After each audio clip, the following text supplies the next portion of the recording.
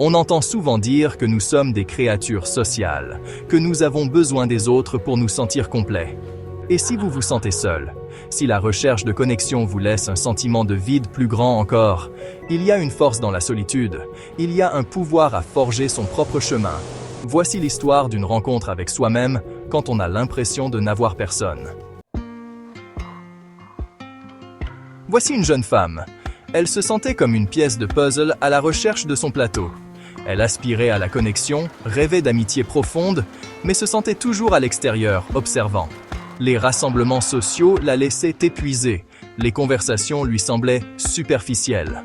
Elle se sentait le plus en paix en sa propre compagnie. Elle a commencé à explorer ses passions. La randonnée, la peinture, le bénévolat dans un refuge pour animaux.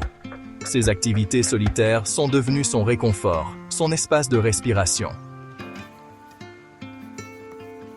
Au fur et à mesure qu'elle s'appuyait sur sa propre compagnie, quelque chose a changé. Elle a commencé à comprendre ses propres valeurs, sa propre définition du bonheur. Le besoin de validation externe s'est estompé. Elle a commencé à rayonner d'une confiance tranquille. Elle ne recherchait plus les amitiés par désespoir, mais s'engageait avec les autres à partir d'un sentiment de plénitude. Les gens étaient attirés par son esprit authentique, sa capacité d'écoute sans jugement.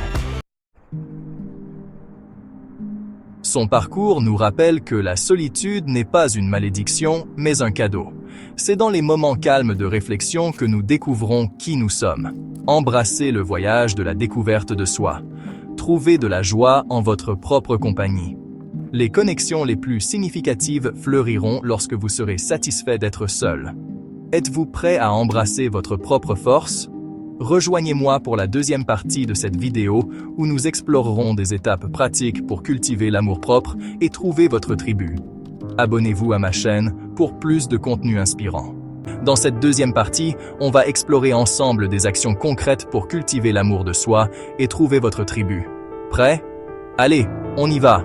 Premièrement, prenez du temps chaque jour pour des activités qui vous font kiffer. Vraiment, des trucs qui vous mettent des paillettes dans la vie.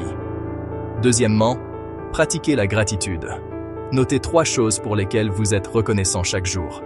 Ça peut paraître simple, mais croyez-moi, ça change tout. Troisièmement, entourez-vous de personnes positives, celles qui vous soutiennent et vous inspirent. Vous savez, celles qui vous donnent des ailes. Et enfin, n'ayez pas peur de prendre vos distances avec les relations toxiques. Oui, vous avez bien entendu. Vous méritez d'être entouré de personnes qui vous tirent vers le haut, pas vers le bas. Alors, on récapitule. Plaisir, gratitude, bonnes ondes, et ciao les relations toxiques. Pour plus de contenu inspirant et d'astuces pratiques, abonnez-vous à ma chaîne. Et si vous avez aimé, likez.